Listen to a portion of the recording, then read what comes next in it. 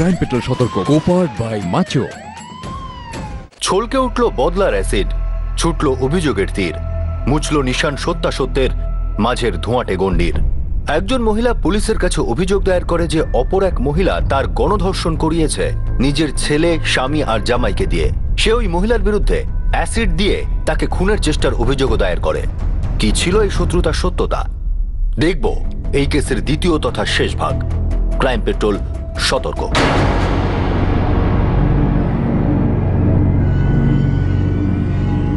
দেবকীর ব্যাপারে শুনেছিস? ও যে এরম একটা খারাপ কাজ করবে আমরা ভাবতেই পারিনি। ঠিকই বলেছিস তুই, একজন মহিলা হয়ে আর একজনের সাথে এরম কেউ করে?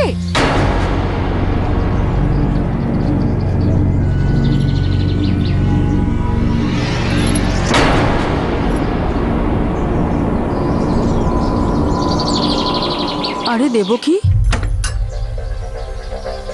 তুই এই কাজটা করতে পারলি? কি বলতে চাইছিস কি তুই? আমি না, সমস্ত গ্রাম বলছে, তোর নামে খুব নিন্দা করছে। আরে কি হয়েছে বলবি তো? তুই এমন ভাব করছিস যে যেন তুই কিছুই জানিস না। পুলিশ তোদের পাগলের মতো খুঁজছে, তোকে, তোর স্বামীকে, তোর ছেলে কৃষ্ণ আর তোর জামাইকে। পুলিশ খুঁজছে? কেন?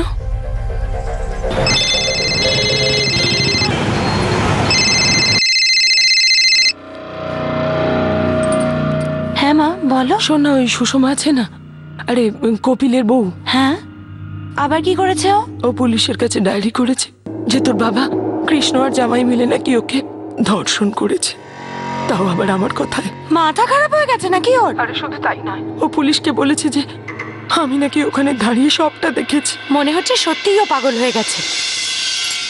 পুলিশ আমাদের সবাইকে খুঁজছে রে। তুমি চিন্তা করো না মা, আমি আর ও এক্ষুনি বেরিয়ে পড়ছি, কৃষ্ণকেও সঙ্গে নিয়ে আসবো। আমি তোর বাবাকে খবর দিয়েছি।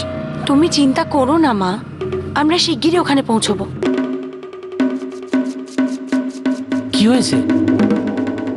ওই সুষমা আছে না, ও ডায়েরি করেছে তোমার, কৃষ্ণ আর বাবার নামে আর মায়ের নামেও। মা খুব দুশ্চিন্তা করছে। আমাদের যেতেই হবে, এবার যা করার আমাদেরই করতে হবে। চল চল চল চল চল, তাড়াতাড়ি চল। মালিক, আজ তো কোনো ভালো খবর বলুন। আরে বলুন না, আজকে তো শুনানি হচ্ছে কপিল মিস্ত্রি। নাবালিকাকে ধর্ষণ করার অভিযোগ আছে তোর ওপর, তুই কোনোদিন ভালো খবর পাবি কিনা জানি না। আরে সাহেব, আমাকে ফাঁসানো হয়েছে যে সাহেব, আমি বেকসুর। দেখ, না আমি কোনো উকিল, না আমি কোনো জজ, যা করার ওনারাই করবেন। তুই চুপচাপ জেলে সাজা ভোগ কর। আমার বউ আর বাচ্চাদের যে অবস্থা হচ্ছে না সাহেব, জেল আমার হয়েছে আর শাস্তি ওদের ভোগ করতে হচ্ছে। তুমি বাড়ি কবে যাবে? তাড়াতাড়ি ফিরবো বাবা, তাড়াতাড়ি ফিরবো।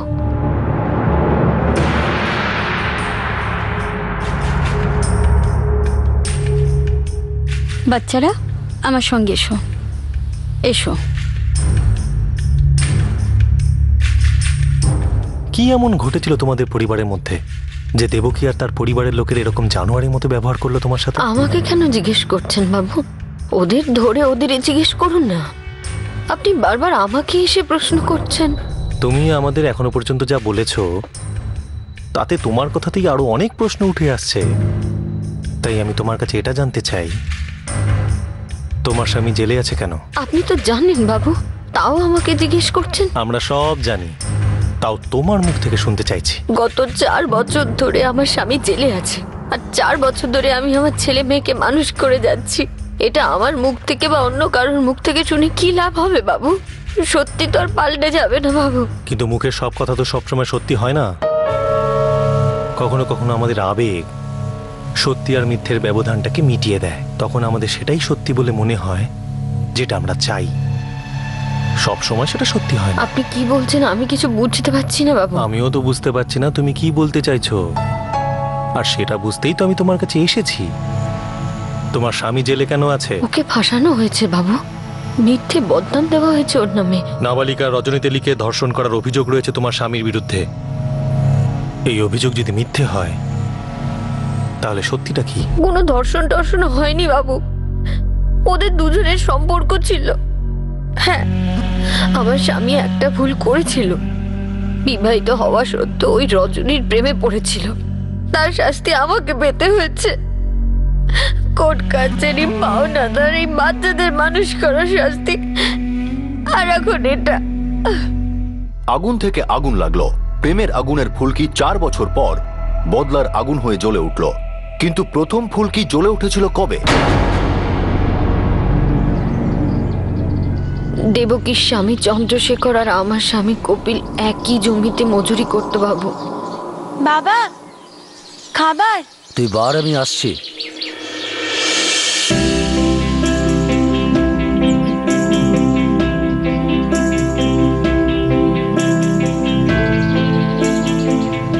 বাবু, আমি সত্যি জানতাম না আমার স্বামী কপিল আর ওই রজনীর মধ্যে কবে কিভাবে সম্পর্ক হলো।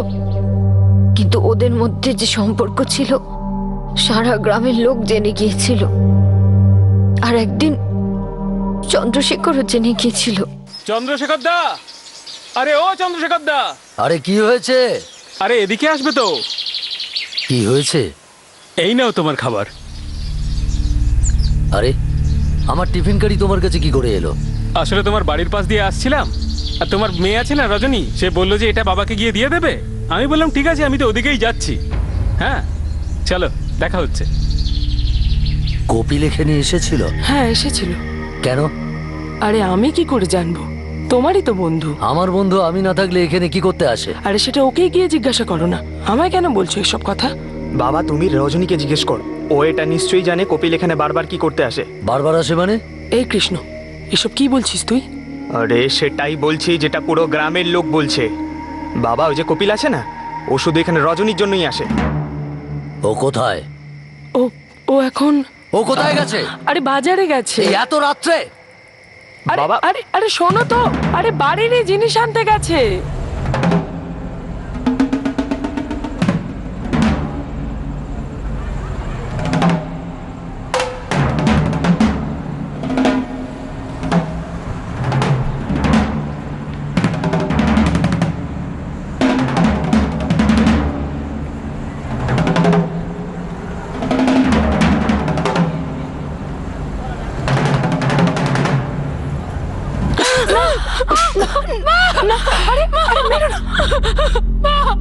বলো না বাবাকে, আমার ওর সাথে কোনো সম্পর্ক নেই। বল বল, কত দূর এগিয়েছে তোদের সম্পর্ক? বল। একটু এগোয়নি বাবা। শোন, আর যেন না এগোয়। ও বিবাহিত, ওর 2টো বাচ্চা আছে।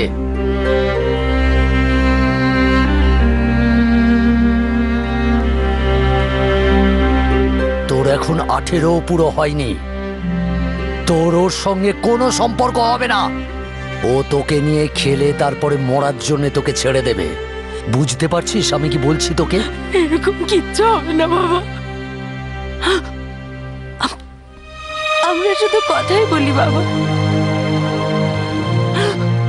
আর কতবার বলবো তোমার? আরে একটা মিথ্যে বারবার বললে সত্যি হয়ে যায় না রজনী।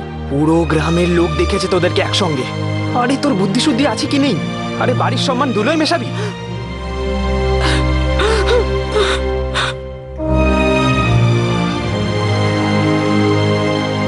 তোর ওর সঙ্গে কোনো সম্পর্ক হবে না। ও তোকে নিয়ে খেলে তারপরে মরার জন্য তোকে ছেড়ে দেবে। এই সম্পর্কের কোনো ভবিষ্যৎ নেই। ও তোকে নিয়ে খেলে তারপর মৃত্যুর দিকে ঠেলে দেবে। তখনও হয়তো 18 বছর পুরো হয়নি রজনীর, কিন্তু ওর বাচ্চাদের মতো চালচলন ছিল না। লোকটা বিবাহিত, বাচ্চা আছে, এই সব কিছু জানা সত্ত্বেও ও আমার স্বামীকে ছাড়েনি, সম্পর্ক চালিয়ে যায়। আর সমস্ত গ্রামের লোকেরা আমাকে রোজ কথা শোনাতো। কি উত্তর দেবো আমি ওদের কথার, বলো? আরে যা মনে হয় কিছু একটা বলে দিস। সে তো দি হেসে হেসে বলে দি, আমার স্বামীর পুরুষত্ব দেখেছিস? দুটো মহিলাকে সামলাচ্ছে। তুই এটা বলিস? হ্যাঁ, হেসে হেসে বলে দি যাতে চোখের জল লুকাতে পারি। ঠিক মনে হয় যেন বুকের মধ্যে কেউ অ্যাসিড ঢেলে দিয়েছে, এতটাই কষ্ট হয়। এটাই অভ্যেস করে নে, কেননা আমি তোকে কিছু লুকোইনি। কিছু না লুকালে কোনো ভুল ঠিক হয়ে যায় না। তুমি তুমি বোঝার চেষ্টা করছো না কেন? তুমি আগুন নিয়ে খেলছো। এই আগুন তুই বুঝতে পারবি না। দেখ, রজনী আমাকে খুব পছন্দ করে, আর তার থেকে বেশি আমি ওকে পছন্দ করি, বুঝেছিস? আমার আর আমার বাচ্চাদের কি হবে? আমি কখনো বলেছি আমি তোকে ছেড়ে দিচ্ছি? কখনো বলেছি বাচ্চাদের দেখাশোনা করবো না? ওই রজনী রাজি তো? রক্ষিতা হয়ে থাকবে তো সারা জীবন? রক্ষিতা বলবি না ওকে। ভালোবাসি আমি ওকে, তোকে আর বাচ্চাদের কোনো কষ্ট দেব না, কিন্তু ওকে আমি জীবন থেকে আলাদা করতে পারবো না, বুঝেছিস? কথাটা মাথায় ঢুকিয়ে নে। বুকের ওপর পাথর রেখে সবকিছু সহ্য করতে থাকলাম, কিন্তু সব সময় একটা ভয় লেগে থাকতো যে আমার স্বামী ঠিক করছে না, আগুনের সাথে খেলছে ও। বাবু, যখন ভালোবাসা মাথায় উঠে যায় তখন মাথা কাজ করে না। রজনীরও জেদ কম ছিল না।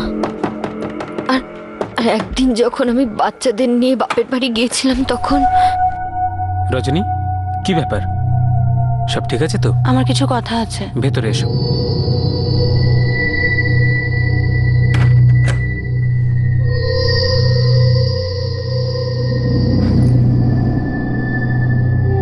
আমার অজান্তেই ওরা দুজনে বিয়ের জন্য তৈরি হচ্ছিল। বাবা রোজ মারে আমাকে, আমি তোমার সঙ্গে দেখা করি এটা জানে।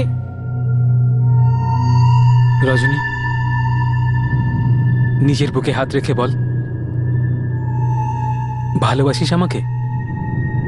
না বাসলে আমি কি আসতাম তোমার কাছে? সবকিছু ছেড়ে দিয়ে আসতে পারবি আমার কাছে? বিয়ে করবি আমাকে? হ্যাঁ, কিন্তু তোমার বউ সুষমা? ওর চিন্তা তুই করিস না, ও মাঝখানে আসবে না। এসে গেছে। আরে না না, ও তো বাচ্চাদের নিয়ে বাপের বাড়ি গেছে, 1 সপ্তাহ পরে ফিরবে। তাহলে কে? আমি দেখছি।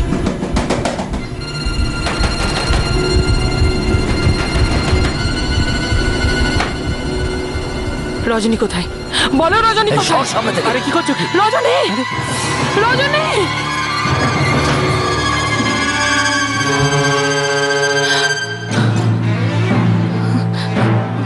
চল চল বাড়ি চল, চল ঘরে চল, তোকে বুঝিয়েও কোনো লাভ নেই। মানছি কেন? আরে ও কিভাবে মানছে কেন?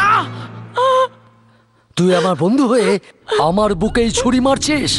আরে বিবাহিত পুরুষ তুই, আমার মেয়ের জীবন নিয়ে ছিনিমিনি খেলছিস, তুই আমার সংসারটাকে নষ্ট করে দিচ্ছিস। আরে তোর সাহস কি করে হলো?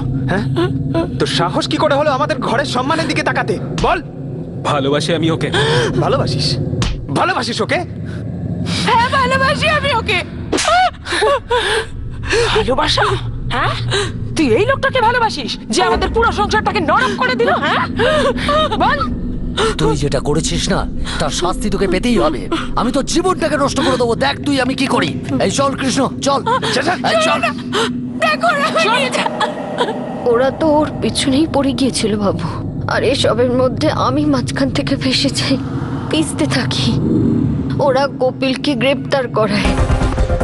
আরে সাহেব, কি করেছি আমি? চল চল, কথা বাড়াস না, চল। আরে আমি কোনো অন্যায় কাজ করিনি। আরে কেন আমাকে জোর করে ধরে নিয়ে যাচ্ছে? ও আবার কি করলো বাবু?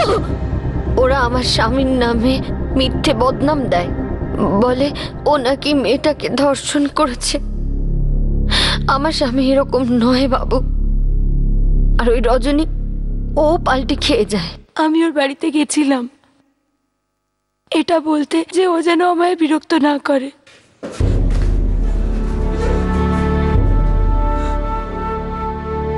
কিন্তু আমার সাথে যা যা করলো সাহেব, এটা পুরোপুরি মিথ্যে কথা সাহেব। এরা ওকে উল্টো পাল্টা বুঝিয়েছে, কিছু খাইয়ে দিয়েছে হয়তো। এই রজনী, বল না এনাদের, বল না এনাদের যে আমরা একে অপরকে ভালোবাসি। এদের বল না। একে নিয়ে যাও। সাহেব আমি সত্যি কথা বলছি, নিয়ে যাও। আমি মিথ্যে বলছি না। এরা আমাকে ভাসাচ্ছে, একে জিজ্ঞেস করুন, এরা সবাই মিলে আমাকে ভাসাচ্ছে। সাহেব আমাকে কোথায় নিয়ে যাচ্ছে? দেখুন, আপনার মেয়েকে হাসপাতালে পাঠাতে হবে।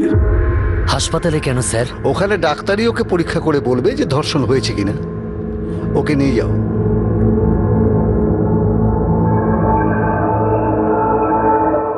আমি তোমাকে বলেছিলাম না তুমি আগুন নিয়ে খেলছো, ছেড়ে দাও ওকে, কিন্তু তুমি শোনোনি। ওরা আমাকে ফাঁসাচ্ছে সুষমা। আমি ছাড়া পেয়ে যাব, দেখিস। আমি ছাড়া পেয়ে যাব।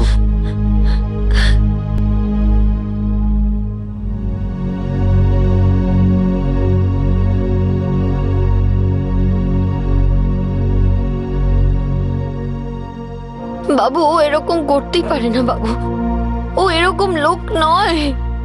ওর কোনো দোষ নেই বাবু।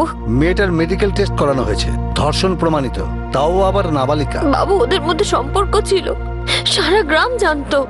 আপনি গ্রামের লোকদেরকে জিজ্ঞেস করতে পারেন। আমাদের যা করার তা করব। এটাই ভালো হবে, তুমি একজন উকিলের খোঁজ করো। উকিল? আমি দেবকীর পরিবারের কাছে কতবার বলেছি যে কেসটা তুলে নিন, ওকে জেলে পাঠাবেন না। আমাকে আর আমার বাচ্চাদের পথে বসতে হবে। 2 বছর ধরে আমি ওদের হাতে পায়ে ধরেছি বাবু, কিন্তু ওরা কোনো কথা শোনেনি, উল্টে আমাকেই ধমকাতো। দয়া করুন দিদি, দয়া করুন দাদা। ওর দয়া হয়েছিল যখন আমার মেয়ের জীবনটা নষ্ট করছিল? আপনারা ওকে কেন এই দোষের শাস্তি দিচ্ছেন যেটা ও করেনি? ভগবানের আশীর্বাদে রজনীর এখন বিয়ে হয়ে গেছে, লখনৌতে ভালোভাবে সংসার করছে। আপনারা একটু দয়া করুন, আমি আপনাদের পায়ে পড়ছি। ছাড়, দয়া করবি? নজর দিচ্ছিস? হ্যাঁ, তোর স্বামী মাথা এত হেড করে দিয়েছিল যে এই গ্রামে কোনো ছেলে পায়নি। ভাগ্য ভালো যে কৃষ্ণর বন্ধুকে পেয়েছিলাম, শিবপ্রসাদ, যে সবকিছু জানা সত্ত্বেও আমার মেয়েকে বিয়ে করেছে। নাহলে কি হতো? আমাদের যে অপমান সইতে হয়েছে না, তা কোনোদিন ভুলবো না। এখন যা। কেস তুলে নিতে বলছিস তাই না? আরে ওকে আমি আরো শাস্তি দেওয়ার ব্যবস্থা করছি, যাতে সারা জীবন জেলে পচে মরে। শয়তানটা আমাকে বন্ধু বলতো, আর আমার মেয়ে কি নষ্ট করলো? কেস তুলে নেবো না? তোর স্বামীর পাপের ফল তোকে ভুগতে হবে, তোর বাচ্চাদের ভুগতে হবে। তোদের জীবন নরক করে দেব, দেখিস। এখন যা, বেরো। যাও যাও যাও, বেরো। হ্যাট। কেসটা দিনের পর দিন চলতেই থাকে বাবু, আমিও মজুরি করা শুরু করে দিই বাবু। উকিলের জন্য টাকা লাগে, ঘরের জন্য টাকা লাগে। কোর্টে যখনই দেবকী আর ওর স্বামীর সাথে দেখা হতো, আমি আবার ওদের হাতে পায়ে ধরতাম, কিন্তু ওরা আমার কোনো কথাই শুনতো না বাবু। আর আর আমার এই অবস্থা করে দিয়েছে দেখুন। ওরা এর আগে তোমার উপর কোনো হামলা করেছিল বা চেষ্টা করেছিল? না বাবু, এটা তো হঠাৎ করেই করেছে ওরা। ওরা পুরো চেষ্টা করবে এটা প্রমাণ করার জন্য যে ওরা এই কাজ করেইনি। আমি আপনাকে বলছি বাবু, ওরা আমাকে মেরেই ফেলবে, আমার বাচ্চাদের সাথেও কিছু না কিছু করবে।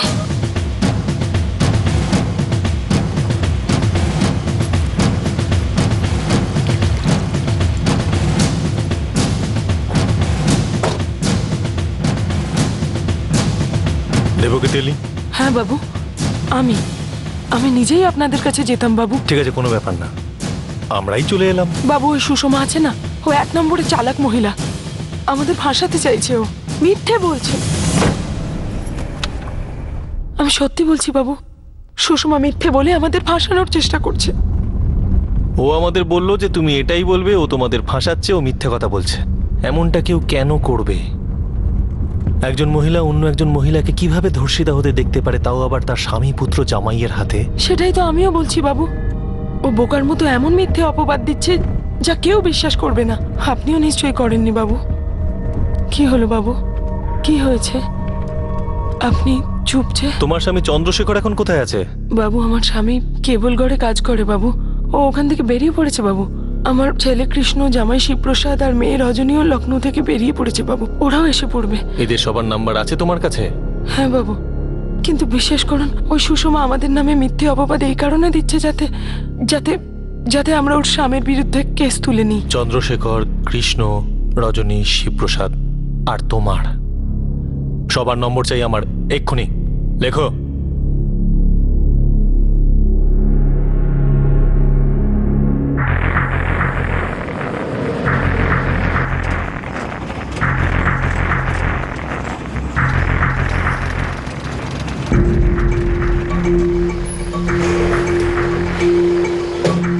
এই ফাইলে রজনী তেলি আর কপিল মিস্ত্রির কেসটার ডিটেলস আছে। Thank you sir. আর হ্যাঁ, এই দুটো পরিবারই গন্ডগোলের। এই সব করা নম্বরে ফোন রেকর্ডস আমার চাই। Okay sir. বাবু বাবু, আমরা কপিল মিস্ত্রির বিরুদ্ধে যা রিপোর্ট লিখিয়েছিলাম তাতে কোনো মিথ্যে ছিল না। ও আমার মেয়ের সাথে সত্যি সত্যি জবরদস্তি করেছিল। সত্যিটা কি সেটা জানাই আমাদের কাজ। আর যতদূর আমরা জানতে পেরেছি, তোমার মেয়েই কপিলের প্রেমে পড়েছিল, আর তোমরা সেটা মানতে পারোনি। হয়তো তোমরাই ঠিক, আবার এটাও হতে পারে যে তোমাদের মেয়েকে কপিলের হাত থেকে দূর করার জন্য মিথ্যে অভিযোগে ওকে ফাঁসিয়েছ। মিথ্যে বলা কিন্তু অপরাধ। আরে না না বাবু, এই দেখো না কি হয়েছে? বাবু, সব কি কি হয়েছে বলছেন? কি? ওই সুষমা আমাদের নামে ডায়েরি করেছে। ও বলছে যে আমার কথায় তুমি কৃষ্ণ আর শিবপ্রসাদ মিলে ওর ওপর অত্যাচার করেছো। আরে ওর মাথা খারাপ হয়ে গেছে নাকি? সেটাই তো। হ্যাঁ, আর বলছে যে আমি নাকি ওর গায়ে অ্যাসিড ঢালার চেষ্টা করেছিলাম। আরে ও কি যাতা বলেছে? আপনি কি ওকে শেষ করে দেওয়ার হুমকি দিয়েছিলেন? না বাবু, উল্টে ওই আমাদের ধমকে গিয়েছে। ও বলেছে যে আমাদের বদনাম করে মান সম্মান নষ্ট করে দেবে। বাবু, ও এইসব নাটক আপনাদের সামনে করছে এই কারণে যাতে ও সহানুভূতি পায়। তাতে ওর কি লাভ? বাবু, ও ভাবছে যে এইসব করলে হয়তো ওর বরের কেসের কিছু সুবিধা হবে। আর আপনারা হয়তো জানেন বাবু যে ওর স্বামী এখন জেলে আছে। আপনি বলছিলেন ও আপনাদের হুমকি দিয়েছে? হ্যাঁ বাবু, আগের সপ্তাহে আমাদের বাড়ি এসেছিল। আবার এসেছিস তুই? কেসটা তুলে নিন। 4 বছর হয়ে গেছে আমার স্বামী জেলে আছে। কোনো ছোটখাটো অন্যায় করেনি তোর স্বামী। আমার মেয়ে আর আমাদের জীবনটা শেষ করে দিয়েছে, ওর জীবনটা নরক করে দিয়েছে। আর যতবার তুই কেস তোলার কথা বলবি আমাদের উত্তর একই থাকবে, আমরা এই কেস কিছুতেই তুলব না। এখানে কি করছে? আবার কোনো নতুন তামাশা করতে এসেছিস? তামাশা তো আপনারা সবাই মিলে করে রেখেছেন আমার জীবনে, আমার বাচ্চাদের জীবনে। যে যেমন করে তেমনি ফল পায়। আপনারা যা সবকিছু আমার সাথে করেছেন আর আমার বাচ্চাদের সাথে করেছেন, একদিন আপনারাও পস্তাবেন। আরে তোর এই অভিশাপে আমাদের কিচ্ছু হবে না, এখন যা এখান থেকে। আর তোর ধমকে কোনো কাজ হবে না, যা। বুঝেছিস? এবার যা এখান থেকে। আমি না আপনাদের অভিশাপ দিচ্ছি আর না আপনাদের ধমকাচ্ছি। আমি কথা দিচ্ছি আমার স্বামী ওখানে যা ভোগ করছে খুব তাড়াতাড়ি আপনাদেরও তা ভোগ করতে হবে। বদনামও হবে আর জেলেও যেতে হবে। ও যে হুমকি দিয়ে এসেছিল না বাবু, সেটাই করেছে। বাবু, ও শুধু আমাদের বদনাম করতে চায়। মা, বাবু, আমাদের মেয়ে রজনী, ছেলে কৃষ্ণ আর আমাদের জামাই শিবপ্রসাদ। সুষমা বলছিল তুমি কপিলকে ভাসিয়েছিলে। একদম মিথ্যে কথা, 1 নম্বরের মিথ্যেবাদী মেয়েও। কদিন আগেই লখনৌতে আমাদের বাড়ি এসেছিল আমাদের ভয় দেখাতে।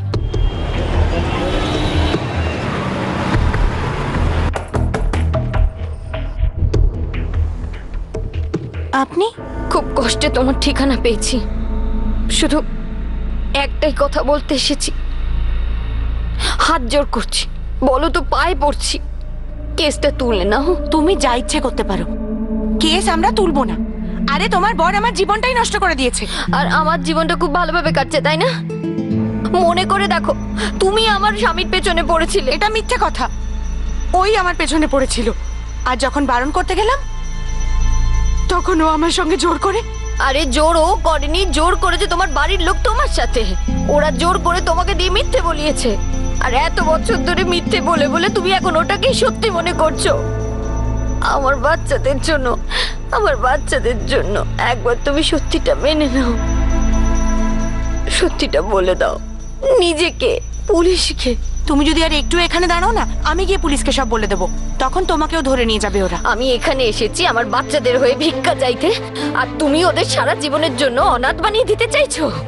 এবার তুই দেখিস আমি তোর পরিবারের কি অবস্থা করি, কি অবস্থা করে দিই তোর পরিবারের সবার। তোরা সবাই এসে আমার কাছে এসে আমার পায়ে পড়ে প্রাণ ভিক্ষা চাইবি, আর আমি তখন ক্ষমা করব না। সবাইকে কষ্ট দেব, সবাইকে কষ্ট দেব, দেখে নিস। তুমি ওখানকার পুলিশকে, আমাদেরকে আর সুষমাকে এটা বলেছ যে তোমার সাথে কপিলের কোনো সম্পর্কই ছিল না, কিন্তু পুরো গ্রাম এটা বলছে তোমাদের সম্পর্ক ছিল। ছিল বাবু, মিথ্যে কথা কেন বলবো? কিন্তু শুধু কয়েকদিনের জন্য। আর ওর সাথে আমি শুধু কথাই বলতাম আর কিচ্ছু না। তখন আমার বয়স কম ছিল, ভুল করে ফেলেছি। কিন্তু যখন জানতে পারলাম যে ওর বিয়ে হয়ে গেছে, বাচ্চা আছে ওর, তখন সব ভুল বুঝতে পারলাম। ও বিবাহিত, ওর 2টো বাচ্চা আছে। ও তোকে নিয়ে খেলে তোর ওর সঙ্গে কোনো সম্পর্ক হবে না। তুমি কপিলের বাড়ি গেছিলে বিয়ের উদ্দেশ্য নিয়ে, আর যখন ধরা পড়ে গেলে তুমি কপিলকে মিথ্যে অভিযোগে ফাঁসিয়ে দিলে। এটা মিথ্যে কথা, এরম কিন্তু কিছুই হয়নি। আমাদের কথা শুনুন বাবু, ওই সুষমা আমাদের নামে যা কিছু বলছে সব মিথ্যে কথা বলছে। আমি সত্যিই ওখানে সব শেষ করে দিতে গেছিলাম। কপিল আমায় খুব বিরক্ত করতো।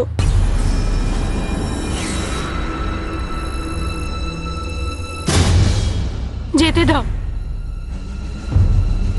তুমি বললে জীবনটাও দিয়ে দিতে পারি। এসব কথা বলো না, আমার তোমার সাথে কোনো সম্পর্ক নেই। তুমি একটা মিথ্যাবাদী।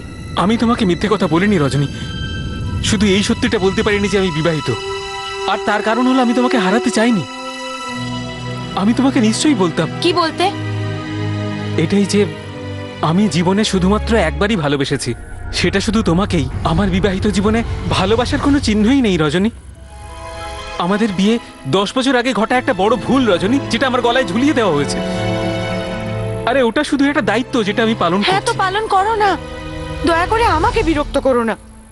আমি তোমায় ভালোবাসি না, তোমার সঙ্গে আমার কোনো রকম সম্পর্ক নেই। এবার তুমি আমাকে বিরক্ত করা বন্ধ করো। কিন্তু ও আমার পিছু ছাড়েনি, প্রায়ই ও আমাকে রাস্তায় বিরক্ত করতো, আর সেই একই বাজে কথা বলতো। আর ওই সুষমা, পাগল মহিলা, সারা গ্রামে এই কথা বলে বেড়াতো যে ওর স্বামীর পৌরুষত্ব দেখো, দুটো মেয়েকে একসঙ্গে সামলাচ্ছে। আমার নাম খারাপ হচ্ছিল বাবু, আমার জীবনটাকে নরক করে দিয়েছিল। তাই আমি ওর বাড়ি যাই। আমি খুব রেগেছিলাম, ওকে আর কপিলকে দুজনকেই কথা শোনাতে গেছিলাম, পুরো গ্রামের সামনে অপমান করতে গেছিলাম।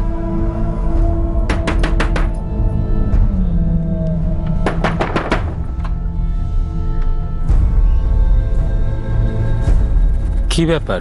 তোমার বউকে ডাকো, আর দুজনে চলো আমার সাথে চৌমাথায়। আরে তুমি ভেতরে তো এসো, তুমি আমি আর ও ভেতরে বসে কথা বলবো। এসো ভেতরে এসো। সুষমা, সুষমা, সুষমা, সুষমা, সুষমা, কোথায় ও? সুষমা বাপের বাড়ি গেছে, 1 সপ্তাহ পরে ফিরবে। বাচ্চাদেরও সঙ্গে নিয়ে গেছে। আর এই মুহূর্তে বাড়িতে শুধু আমরা দুজনেই আছি। হ্যাঁ তো শোনো, তুমি আর তোমার বউ আমাকে আর বিরক্ত করো না, আর আমাকে বদনাম করা বন্ধ করো। গিয়ে বলে দাও তোমার বউকে যে এই দুটো মেয়েকে একসঙ্গে খুশি করার কথাটা বন্ধ করতে। আমার ঘেন্না করে, আমার তোমার সঙ্গে কোনো সম্পর্ক নেই, আর হবেও না কখনো। সম্পর্ক আছে আর হবেও। আমি তো তোমাকে বিয়ে করব, হতে পারে তুমি আমার দ্বিতীয় বউ হবে, কিন্তু আমার প্রথম এবং শেষ ভালোবাসা তুমি। ছাড়ো আমায়। দেখো আমি কিন্তু চিৎকার করব। চাচা, গলা খুলে চাচা, কিন্তু আমাদের ফুলসজ্জা যে এখনই হবে। ভেবে দেখ, তুই নিজের ইচ্ছে এখানে এসেছিস, তাও তখন যখন বাড়িতে আমি একা, আর বউও বাড়িতে নেই। মান সম্মান কিন্তু তোরই যাবে। ভেবে দেখ, চিৎকার করবি না আমার ভালোবাসার মজা নিবি? হ্যাঁ, ছাড়ো, ছেড়ে দাও আমায়, ছাড়ো আমায়। ওই ঘটনার আগের রাতেই বাবু আমরা নিজেদের মধ্যে কথা বলছিলাম যে ওই কপিল আমাদের মেয়ের পিছন ছাড়ছে না। আমি আমার মেয়ের গায়ে আবার হাত তুলি, এটা ভেবে যে ও কপিলের সঙ্গে এখনো হয়তো দেখা করতে যায়। হ্যাঁ বাবু, ও সেই দিন যখন বাড়ি থেকে বেরিয়েছিল তখন খুব রেগেছিল। আমার মনে হলো কপিলের বাড়ি গেছে, তাই ওকে খুঁজতে আমরা ওখানে পৌঁছাই।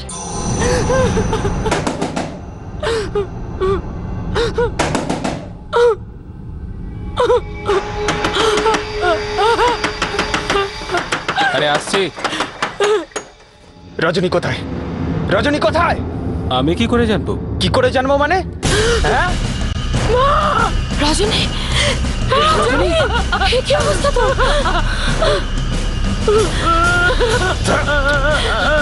আমি তো ওকে বারণ করতে এসেছিলাম, কিন্তু আমার সাথে। রজনী, এটাই সত্যি কথা সাহেব। ওই লোকটা আমার সুযোগ নিয়েছিল, জোর করেছিল।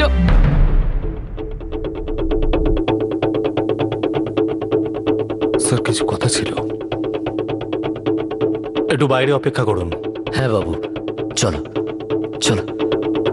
আরে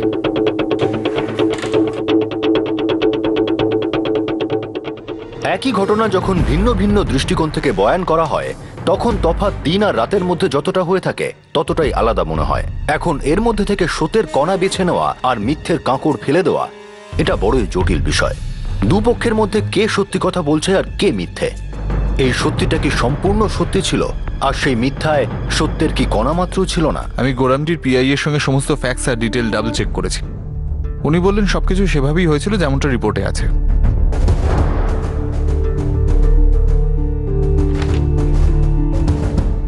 মানে এদের মধ্যে একজন আমাদের মিথ্যে কথা বলছে।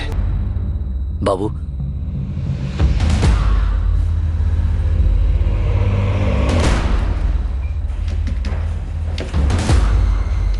আমরা আবার মেডিকেল এক্সামিনেশন করেছি, কিন্তু প্রমাণিত হয়নি যে সেক্সুয়াল অ্যাসাল্ট হয়েছিল কিনা। শরীরে ক্ষত আর ধস্তাধস্তির চিহ্ন রয়েছে। এর সাথে 4 বছর আগে ঘটা একটা অপরাধও জড়িত, সেটার দুটো আলাদা ভার্সন আমাদের কাছে আছে। আপনাদের কি এই কেসটা নিয়ে কোনো সন্দেহ আছে? আমাদের তো আছে, আপনার? Actually yes. আপনারা এখন যেতে পারেন। কাল আপনাদের আবার আসতে হবে, আর গ্রাম ছেড়ে কেউ যাবেন না, ঠিক আছে? ঠিক আছে।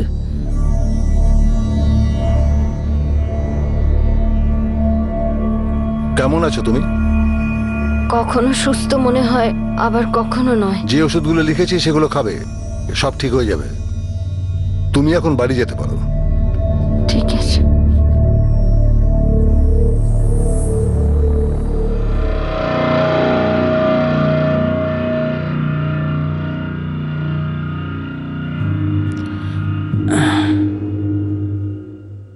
কি খবর? আমার শুনানি টুনানি হচ্ছে তো নাকি? চেষ্টা করছি তোমাকে ছাড়ানোর জন্য। আচ্ছা ঠিক আছে। শিল্পা অনেক বোঝদার হয়ে গেছে, কিন্তু রাজুকে স্কুলে পাঠাতে পারছি না। টাকাই নেই বাড়িতে। কেন পড়েছিল ওই রজনীর পেছনে? দেখলে সবাইকে কেমন গিলে খেলো। যখন বাচ্চাদের তোমাকে বেশি প্রয়োজন, তখন তুমি জেলে বসে আছো।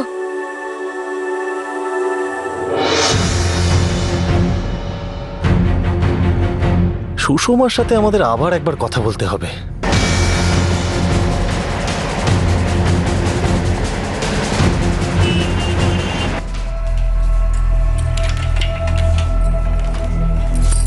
হ্যাঁ, বসে পড়ো। বলো। আমি কি বলবো বাবু? সত্যি বলো, কারণ এতদিন তুমি যা বলে এসেছো সেসব মিথ্যে।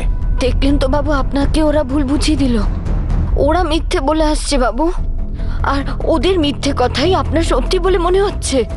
আপনিও মনে করছেন আমি মিথ্যে কথা বলছি, কিন্তু সত্যিটা তো এটাই বাবু, যে আমি যে খুব গরিব, আর আমার স্বামী মিথ্যে অপবাদে জেলে বন্দী রয়েছে। সুষমা, তুমি যে এই অভিযোগটা করেছো সেটা খুবই জঘন্য একটা অপরাধের, আর আমরা এটা জানতে পেরেছি সেটা মিথ্যে। শেষ সুযোগ দিচ্ছি তোমায়, এবার তুমি তোমার মুখোশটা খুলে আসল রূপটা দেখাও। আমি কি মুখোশ খুলবো বাবু? ওরা তো আমার সম্মানের সাথে সাথে আমাকেও পুড়িয়ে মারতে চেয়েছিল বাবু, অ্যাসিড ঢেলে। আপনি ওদের চালাকি বুঝতে পারছেন না বাবু? ওরা চালাকি করছে না, খেলাটা তুমি খেলেছো, আর তুমি ভুল চাল দিয়েছো।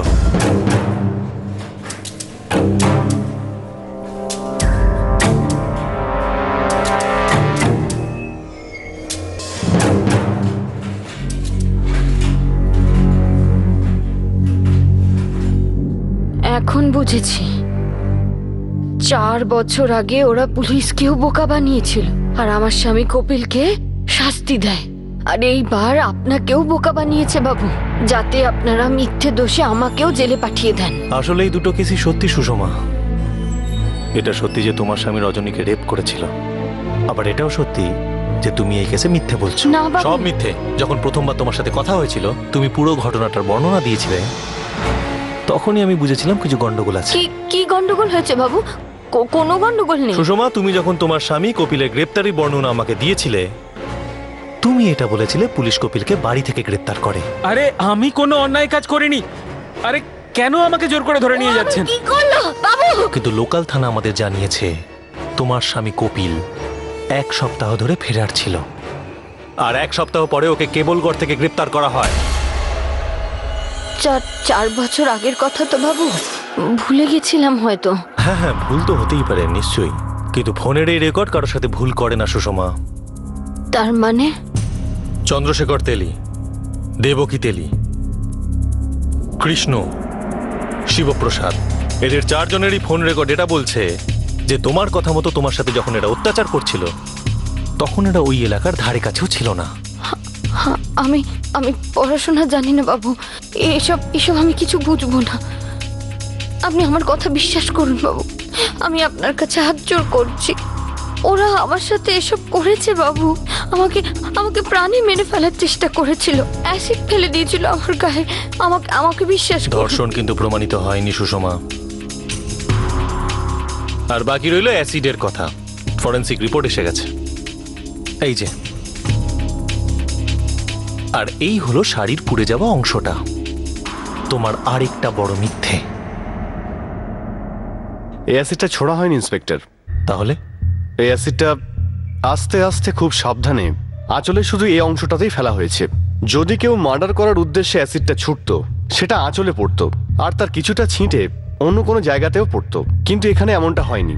আমি এটা নিশ্চিত বলতে পারি যে এই অ্যাসিডটা ছোড়া হয়নি। তুমি শাড়িতে নিজেই অ্যাসিড ঢেলেছিলে। তোমাকে কেউ ধর্ষণও করেনি, কোনো হামলাও হয়নি। হামলা হয়েছিল বাবু, হামলা হয়েছিল।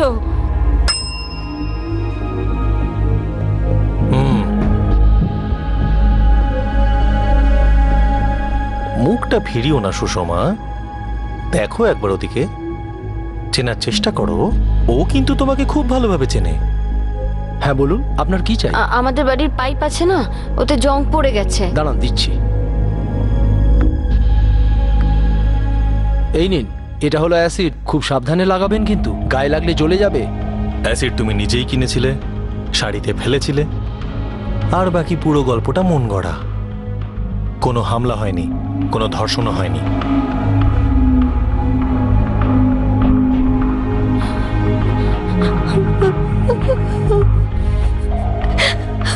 সত্যের ঝুলি অবশেষে খুলেই গেল। সেই ভয়ঙ্কর ধর্ষণ আর সেই অ্যাসিড অ্যাটাক আসলে এমন কিছুই ঘটেনি। সুষমা মিস্ত্রি এই বিচিত্র রাস্তা কেন বেছে নিল? সে কি প্রমাণ করতে চাইছিল? আর এতে তাদের কি লাভ হতে পারত? তো দুটো বাচ্চাকে দুবেলা করে খাওয়াতে পারছিলাম না বাবু।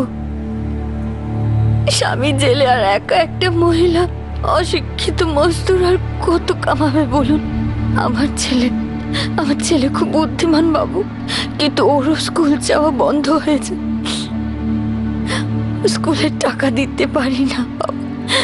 খুব খুব বাজে দিন দেখেছি আমরা বাবু, খুব বাজে দিন দেখেছি। সুষমা, তাহলে এইরকম প্ল্যান করার কি দরকার ছিল? সব চেষ্টা করে দেখেছি তো বাবু।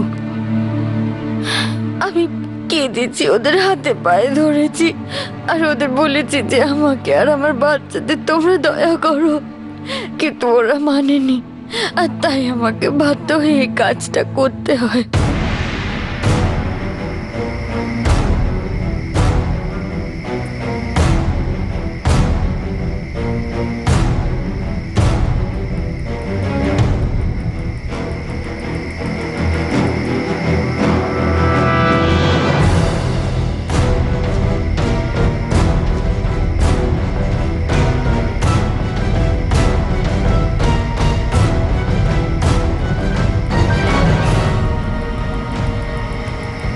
কিন্তু সুষমা, এতে তো শুধু প্রতিশোধই নেওয়া হতো।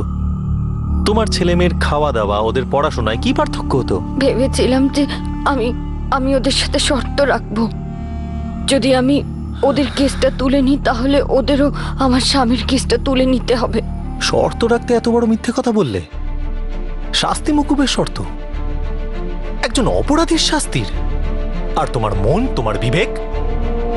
তুমি তো একজন নারী, একজন ধর্ষিতা নারীর যন্ত্রণা, তার অপমানের কথা তো তোমার জানা উচিত। তোমার এই জঘন্যতম প্ল্যানে ধর্ষণের মতো একটা জঘন্যতম অপরাধকে কিভাবে হাসির খোরাক করে দিয়েছে সেই সম্বন্ধে তোমার কোনো ধারণা আছে? ভাবো কত বড় অপরাধ করেছো তুমি। ভুল হয়ে গেছে বাবু,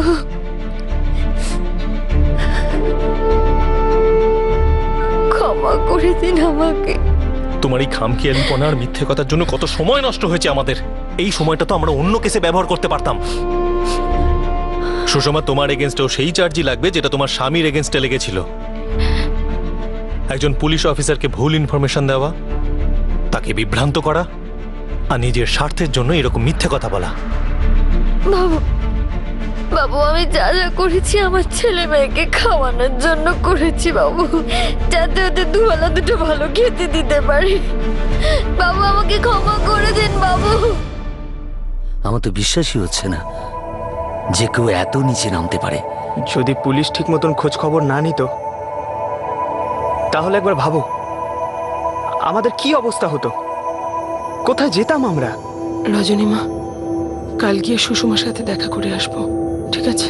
কেন দেখা করবে? হ্যাঁ মা, তুমি ওর সঙ্গে কেন দেখা করবে?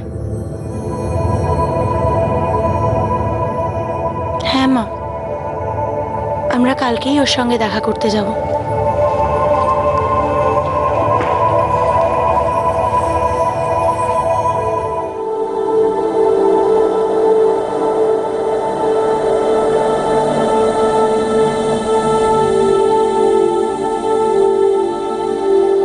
দেবকী, রজনী, আমি খুব ভুল করেছি। প্রথমে তো আমি রজনীর সম্বন্ধে ভুল কথা রটিয়েছি, এটাই ভেবে যে কপিলকে ও কখনোই আপন করতে পারবে না। আর আর এখন এখন যে করেছি, শুধু আমার বাচ্চাদের জন্য করেছি। আমি যেমন করে হোক আমার স্বামীকে জেল থেকে বের করতে চাইছিলাম। আমি আমি একা আর টানতে পারছিলাম না। আমাকে ক্ষমা করে দাও, ভুল করেছি, আমাকে ক্ষমা করে দাও। আপনারা চাইলে ওর এগেনস্টে মানহানির মামলা করতে পারেন, তাতে কেসটা অনেক স্ট্রং হবে। না না বাবু, আর কোনো নালিশ করতে চাই না। বাবুর রাগ যে আছে সেটা তো সত্যি, কিন্তু ওর ছোট ছোট বাচ্চা আছে বাবু। আর তাছাড়া অপরাধ তো ওর স্বামী করেছিল, তার শাস্তিও অনেক পেয়েছে। বাবু, আমরা এই ব্যাপারটাকে এখানেই শেষ করতে চাই, ব্যাস, এবার অনেক হয়েছে। হ্যাঁ বাবু, কপিলের ওপর আমার যতই রাগ থাক না কেন, কিন্তু এখন মনে হচ্ছে যে শাস্তি ওকে নয়, ওর নিষ্পাপ বাচ্চাগুলোকে দিচ্ছি আমরা।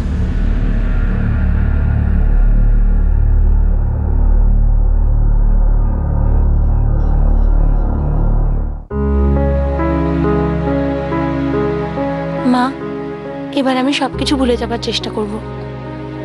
আমার মনটা এখন হালকা লাগছে। সেটাই ভালো হবে মা। নতুন করে জীবনটা শুরু কর, যা হয়েছে সব ভুলে যা, আর মন দিয়ে সংসার কর। হ্যাঁ,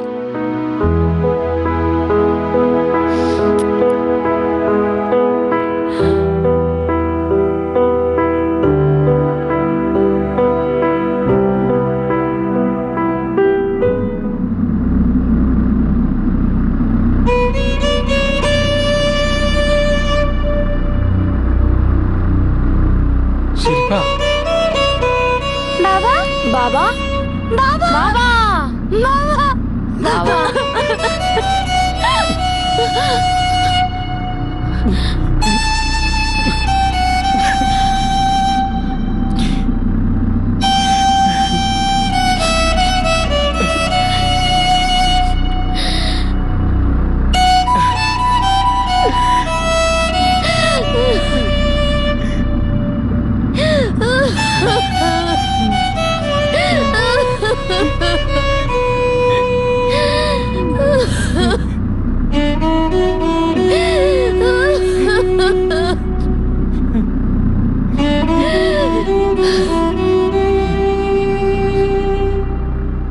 যেভাবে রজনী আর তার মা দেবিকা বিচক্ষণতা আর মানবিকতা দেখিয়েছিল, ঠিক সেভাবে পুলিশও সুষমার জামিনের আবেদনে কোনো রকম আপত্তি তোলেনি। গ্রেফতারির ঠিক পরের দিনই সুষমা নিজের বাড়িতে নিজের বাচ্চাদের কাছে ফিরে আসে। ঠিক সেভাবেই যখন এবার কপিলের জামিনের আবেদন কোর্টে দাখিল করা হয়, তখন রজনীর উকিল কোনো আপত্তি তোলেননি। আর 4 বছরে প্রথমবার কপিলও জামিন পেয়ে যায়। কপিলও হত্যার মতো গুরুতর অপরাধ করেছিল, যেটা ছিল ধর্ষণ। আর কপিলের স্ত্রী সুষমা ক্ষোভ এবং হতাশায় ধর্ষণের অভিযোগকে অস্ত্র বানাবার চেষ্টা করেছিল, যার দ্বারা সে কপিলের মুক্তির রফা করতে পারে। ধর্ষণ এবং মহিলাদের সুরক্ষা এমন একটা বিষয় যা আজও গোটা দেশের কাছে বড় ইস্যু। আর সেই কারণেই মিডিয়া এই কেসের ওপর ঝাঁপিয়ে পড়ে, আর পুলিশ ফোর্সের উপরেও অনেক বেশি চাপ পড়ে। কিন্তু প্রশংসা করতে হবে পুলিশের যে তারা তাদের কাজ সঠিকভাবে পালন করেছিল এবং এই চাপ সত্ত্বেও কিছুমাত্র বিচলিত হয়নি। কপিল আর সুষমার ভিকটিম দেবকীর পরিবার সুষমার বাচ্চাদের ভবিষ্যতের কথা মাথায় রেখে তাদের ক্ষমা করার মহত্ব দেখায়। এটাও প্রশংসার যোগ্য। অপরাধ ঘটছে, অপরাধ বেড়ে চলেছে, কিন্তু এই পরিস্থিতিতে আরো জরুরি হয়ে পড়ে যে তদন্ত যেন ভারসাম্য বজায় রেখে করা হয়, সঠিকভাবে করা হয়। প্রায়শই মিডিয়া, বিশেষ করে সোশ্যাল মিডিয়া, কোনো অপরাধ ঘটলেই এমনভাবে শোরগোল তোলে যে সেই শোরগোল তদন্তে বাধা হয়ে দাঁড়ায়। আমাদের এই শোরগোল থেকেও সতর্ক থাকতে হবে। আপনাদের সাথে আবার দেখা হবে ক্রাইম পেট্রোল সতর্কতে আরো একটা নতুন কেস নিয়ে। ততক্ষণ নিজের খেয়াল রাখবেন, সুরক্ষিত থাকবেন, আর মনে রাখবেন সঠিক সময় সঠিক পদক্ষেপ। সতর্ক থাকুন। জয় হিন্দ।